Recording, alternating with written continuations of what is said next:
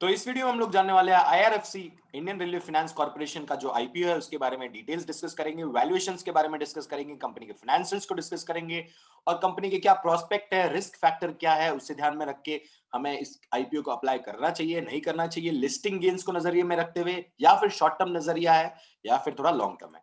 तो आइए बढ़ेंगे इस आईपीओ की डिटेल्स के बारे में। तो अगर इस आईपीओ के डिटेल में हम लोग इस वीडियो को दो भागों में बांटेंगे। पहला इसका डिटेल एनालिसिस करेंगे और उसके बाद हम लोग देखेंगे कि मैं अपनी पर्सनल राय दूंगा कि आपको इसमें इन्वेस्ट करना चाहिए या नहीं करना चाहिए with my open minded conclusion. अब बढ़ते हैं इसका जो डिटेल अगर देखेंगे तो इंडियन रेलवे फाइनेंस कॉर्पोरेशन का आईपीओ 18 जनवरी मंडे को आने वाला है और 20 जनवरी वेडनेसडे को यहाँ पे क्लोज होने वाला है। तो आपको जो भी एप्लीकेशन करना होगा इसी डेट के दौरान करना होगा। अगर इस इश्यू की बात करें तो ये 25 टू 26 रुपीज पर शेयर के हिसाब से आ रहा है। 575 का लॉट साइज है और आपको मिनिमम 15,000 रुपए का एप्लीकेशन लगाना पड़ेगा, तब जाके आप इस आईपीओ को सब्सक्राइब कर पाओगे। अगर बात करेंगे हम लोग इस टोटल इश्यू की तो ये इश्यू है 4633 करोड़ का। और इस इश्यू का बाइफरकेशन की अगर बात करेंगे तो इसमें हम लोग आईआरएफसी में 3200 करोड़ रुपए जाने वाला है और जो बाकी 1433 करोड़ है वो जाने वाला है प्रमोटर के पास। अगर इस प्रमोटर की बात करें तो प्रमोटर है यहाँ पे 100% government in the form of like president of India. And अगर बात करेंगे हम लोग जो अलॉटमेंट आएगा, इसका अलॉटमेंट आने वाला है 25 ऑफ जनवरी को और 29 को आपका जो लिस्टिंग है आपको हो जाएगा। लिस्टिंग क्या बेसिस पे होता है, पहले उसके पहले हम लोग रिस्क एंड प्रॉफिटेबल फैक्टर देख लेते हैं। अगर इस ऑब्जेक्ट की बात करें आईपीओ, पहले बात तो ये आईपीओ कंपनी कौन सी है। कंपनी है एक एनबीएफसी फाइनेंस कंपनी है जो कि बाकी एनबीएफसी कंपनी से काफी अलग है। लेकिन ऑब्जेक्ट है कंपनी का, मतलब कंपनी के इक्विटी बेस को ऑगमेंट करने के लिए और जनरल कॉर्पोरेट पर्पस के लिए। अगर कंपनी के बेस और मोटो की बात करें तो 1986 में फॉर्म हुई थी। And financial heart of the Indian railway, मतलब इंडियन रेलवे का मेजर फाइनेंसिंग आईआरएफसी करती है। एंड अगर इस कंपनी के टैगलाइन की बात करें तो इसका टैगलाइन है फ्यूचर ऑन ट्रैक। ठीक है। तो ये तीन चीजों को आपको ध्यान में रखना है कि कंपनी का बेस क्या है। एंड अगर बात करें कंपनी के बिजनेस मॉडल, इस पर थोड़ा हम लोग टाइम बिताएंगे। यहाँ पे बिजनेस मॉडल क्या है, तो कंपनी एक बोरोइंग आर्म है इंडियन रेलवे का, मतलब on behalf of Indian railway borrowing करती है, एक्विजिशन करती है। मतलब एक्विजिशन मतलब जो इंडियन रेलवे को कैपेक्स लगते हैं, अगर रोलिंग एसेट की बात की जाए तो काफी सारे एसेट्स जो इंडियन रेलवे को जो कैपेसिटी होती है, कैपेक्स होता है, तो ओन जैसे कि आप अगर हम लोग आगे डिस्कस करेंगे, उनको फाइनेंस करना, उनको खरीदना एंड इंडियन रेलवे को लीज पे देना, ये कंपनी का मेन ज्यादा बिजनेस मॉडल है। मतलब क्या है कि एसेट्स को खरीदो, लीज पे दो, तो जो भी बोरिंग कॉस्ट कंपनी को लगती है, मतलब कंपनी क्या करती है in the form of debt, मतलब जो मतलब बॉन्ड से पैसा रेस करती है पब्लिक से, उस पैसों को एक्विजिशन के लिए एसेट्स एक्वायर करती है। वही एसेट इंडियन रेलवे को इन द फॉर्म ऑफ लीज, मतलब फाइनेंस लीज पे दे देती है। फाइनेंस लीज तकरीबन 15 से 30 साल की होती है। तो जो इंडियन रेलवे है कंपनी को लीज रेंटल देता है, लेकिन जब ये लीज रेंटल डिसाइड होते हैं तो जो आईआरएफसी है वो अपना मार्जिन एडअप करती है कॉस्ट के साथ साथ, क्योंकि उनको बॉन्ड पे इंटरेस्ट भी पे करना होता है। तो उसको कंसिडर करके जो मार्जिन एडअप करके कंपनी है in the form of lease rental Indian railway से चार्ज करती है। तो ये एक इसी जो जो मार्जिन है, यही कंपनी का मेन मुनाफा है। आई होप आपको बिजनेस मॉडल समझ गया होगा एंड यही इसके प्रोस्पेक्टस में भी लिखा है, बट मैंने आपको सिंपली वे से एक्सप्लेन कर दिया है। अगर बात करें जो इंडियन रेलवे में जो मेजर कैपेक्स लगा है, 48.22 फाइनेंस किया गया आईआरएफसी के थ्रू। अब इंडियन रेलवे में कैपेक्स कैसा लगता है, जैसे लोकोमोटिव इंजन हो गया, कोचेस हो गए, वेगन्स हो गए, क्रेन्स यूटिलाइज होते हैं, ये होता है इंडियन रेलवे का कैपेक्स। तो मेजर फाइनेंसिंग आईआरएफसी के थ्रू होती है। आईआरएफसी अपार्ट फ्रॉम ये फाइनेंसिंग डायरेक्ट फाइनेंसिंग भी करती है, जैसे रेलटेल को, कोंकण रेल, पीपावावी, बाकी ऑफ मिनिस्ट्री ऑफ रेलवे की और अदर कंपनीज है। और हमें क्या करना होगा अगर हमें ग्रोथ देखनी है, अपार्ट फ्रॉम मैं नंबर्स पे तो डिस्कस करूंगा, अगर हमें ये आईआरएफसी कंपनी ग्रो की डिपेंडेंसी देखनी है तो मेजर डिपेंडेंसी है इंडियन रेलवे पे।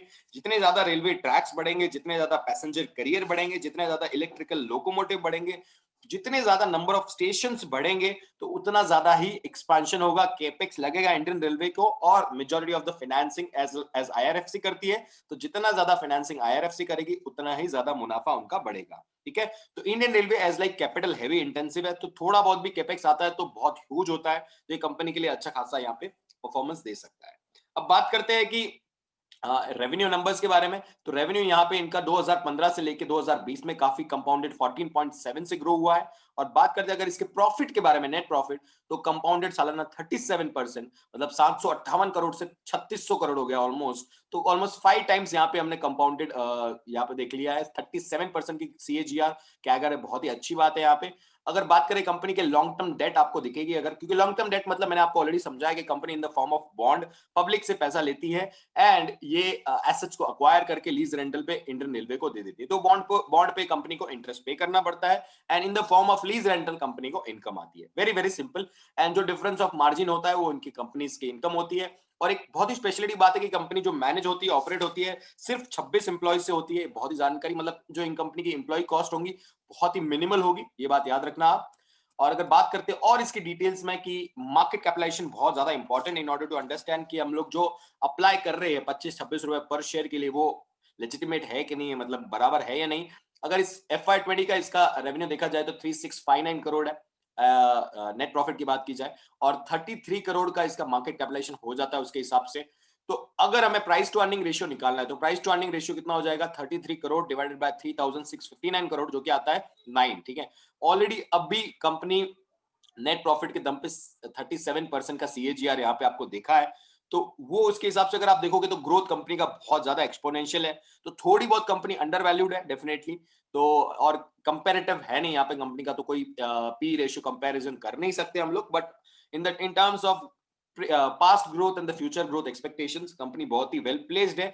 जो आपको प्राइस ऑफर किया जा रहा है बहुत ही अच्छा है। और आगे आने वाले टाइम में इंडियन रेलवे की ग्रोथ देखिए बहुत ही, यहाँ पे कंपनी बहुत ही अच्छी साबित हो सकती है इन टर्म्स ऑफ अ बेट। अगर बात करते हैं कुछ positive factors, definitely fundamental strong है जो हमने देखे। एनपीएज नहीं है, बहुत इंपॉर्टेंट बात। बाकी अदर एनबीएफसी के बहुत एनपीएज होते हैं as like this company is government backed, और जो लीजिंग में एक्विजिशन के लिए जो देते हैं हम लोग इंडियन रेलवे को ही देते हैं, तो वो पैसा सिक्योर्ड है, वहां पे एनपीए होने की बहुत ही चांसेस कम है या फिर ना के बराबर है।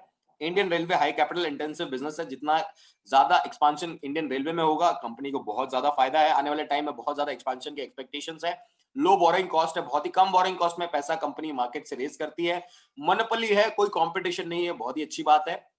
तो और कोई प्लेयर है नहीं इस सेगमेंट पे जो इंडियन रेलवे के कैपेक्स को फाइनेंस करता है। तो रेलवे का कैपेक्स नेटवर्क डिकंजेशन की वजह से बढ़ सकता है, नेटवर्क एक्सपांड करना है उनको, रेलवे रीडेवलपमेंट करना है, हाई स्पीड रेलवेज बनाने, एलिवेटेड कॉरिडोर्स बनाने हैं, लोकोमोटिव जो अभी स्टीम पे चल रहे हैं डीजल टू इलेक्ट्रिक कन्वर्जन होगा, तो इसमें कैपेक्स का एक्सपांशन होगा। तो ये पॉजिटिव फैक्टर्स है जो कि हमें ध्यान में रखने होंगे इस कंपनी के बारे में। कॉस्ट ऑफ बोरोइंग्स, एनपीए 0 है, और ये जो सिक्योरिटी है ना बहुत ज्यादा है, मतलब कि पैसा कहीं जाने वाला नहीं। एनपीए की तो खपत है ही नहीं, मतलब जो भी हम लीज रेंटल पे दे रहे हैं आया, मतलब इंडियन रेलवे को उसका पैसा हमें in the form of lease rental definitely मिल जाएगा। ठीक है, तो ये चीजों को ध्यान में रखना है। तो ये पॉजिटिव फैक्टर बहुत ज्यादा स्ट्रॉन्ग है as compare to negative factor. Negative factor में हो सकता है कि रेलवे प्राइवेटाइजेशन हो जाए तो थोड़ा बहुत इंपैक्ट इन पे पड़ेगा। तो जितना प्राइवेटाइजेशन एरिया होगा वो company private company take care कर लेगी, तो वहां पे जो है वो केस आईआरएफसी के पास नहीं आएगा। इंडियन रेलवे का नॉन परफॉर्मेंस, अगर इंडियन रेलवे परफॉर्म नहीं कर पाती है आने वाले टाइम में, मतलब लोग ट्रेन से ट्रैवल नहीं कर रहे हैं या फिर कम हो जाएगा, अदर मीन्स ऑफ ट्रांसपोर्ट को वो लोग अडेप्ट कर लेंगे, जो कि मुझे नहीं लगता होने वाला है, क्योंकि इंडियन रेलवेज में ही सबसे ज्यादा लोग ट्रैवल करते हैं, प्रेफर भी करते हैं एज वेल थोड़ा बहुत। सो डेफिनेटली मुझे नहीं लगता कि इंडियन रेलवे का नॉन परफॉर्मेंस होगा। ग्रो होगा, भले एक स्टेडी ग्रोथ होगा, लेकिन ग्रो डेफिनेटली होगा। तो जितना इंडियन रेलवे का ग्रो होगा ये कंपनी डेफिनेटली उतना ही आगे जा पाएगी। तो नेगेटिव फैक्टर मुझे बहुत कम लगे, पॉजिटिव ज्यादा थे जो मैंने ऑलरेडी डिस्कस किया आपसे। तो अब बात करते हैं और भी आने वाले जो आईपीओ यूनियन कैबिनेट ने अप्रूव दिए थे 2017 में, उसमें से ये 5वां आईपीओ जो आ रहा है यहाँ पे आपके लिए, इसको डेफिनेटली, मेरा पर्सनल ओपिनियन अगर मैं बात करूं तो इसको डेफिनेटली सब्सक्राइब कर लेना। वैल्यूएशन के पर्सपेक्टिव से अच्छा है, फ्यूचर प्रोस्पेक्ट से अच्छा है, ग्रोथ पर्सपेक्टिव से अच्छा है। ठीक है, हर बिजनेस के साथ कोई ना कोई रिस्क जुड़ी होती है डेफिनेटली, लेकिन आगे प्रोस्पेक्ट अपॉर्चुनिटीज भी देखना है आने वाले टाइम में क्या बढ़ सकता है क्या नहीं हो सकता है। आईआरसीटी से आप देख रहे हो कितना एक्सपोनेंशियली ग्रो हो रहा है थोड़ा बहुत, तो बहुत ही अच्छी प्रोस्पेक्ट है। Listing gains, pre market rate अभी अच्छा चल रहा है, लिस्टिंग गेन्स के हिसाब से भी आप अप्लाई कर सकते हो, लेकिन अगर आप शॉर्ट टर्म या लॉन्ग टर्म के नजरिए से अप्लाई करना चाहते हो वो भी करिए। हाँ, आईपीओ डेफिनेटली ओवर सब्सक्राइब होगा, तो आप लक की बात है कि आपको मिल जाए नहीं मिल जाए, बट आईपीओ को लगाना जरूर, ये बात मैं आपसे कहना चाहूंगा।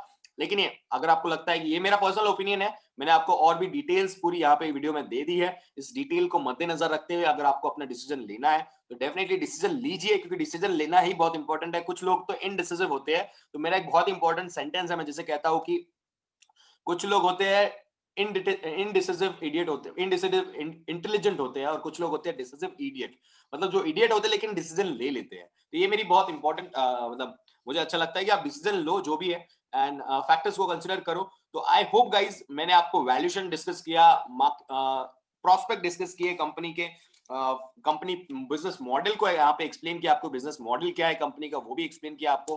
तो थोड़ी बहुत जानकारी आपको कंपनी के बिजनेस के बारे में मोटा मोटी तो अंडरस्टैंडिंग आ गई होगी। तो उस बेस पे आप भी लोग समझ सकते हैं कि इस कंपनी का क्या प्रोस्पेक्ट होगा आने वाले टाइम में और क्या क्या चीजें हो सकती है, किसके बढ़ने से ये कंपनी का फायदा हो सकता है, कंपनी कैसे पैसा बोरो करती है, कैसे यहाँ पे पैसे को यूटिलाइज करती है, कैसे फायदा कमाती है, ये मैंने आपको ऑलरेडी एक्सप्लेन कर दिया है। आई होप गाइस वीडियो अच्छा लगा होगा, और अगर आपको लगता है कि आप सब्सक्राइब करने वाले हो बेसिकली इस आईपीओ को, तो कमेंट सेक्शन में जरूर बताना मुझे, मैं आपको थम्स अप दूंगा और देखते हैं कि क्या करना है हमें। And let's hope for the best, and मैं मिलूंगा नेक्स्ट वीडियो में। वीडियो अच्छा लगा होगा तो चैनल को जरूर से सब्सक्राइब करें। नेक्स्ट टाइम मैं मिलूंगा बहुत ही, और इंडिगो पेंट्स का वीडियो आई थिंक आईपीओ का वीडियो मैं लेके आने वाला हूं, तो उसके लिए भी आप वेट कीजिए। तो मिलूंगा नेक्स्ट वीडियो में, चैनल को जरूर से सब्सक्राइब कर लेना। And I would say thank you so much for watching my video. Subscribe, like, and press the notification bell for more coming updates. Bye bye. Take care, guys.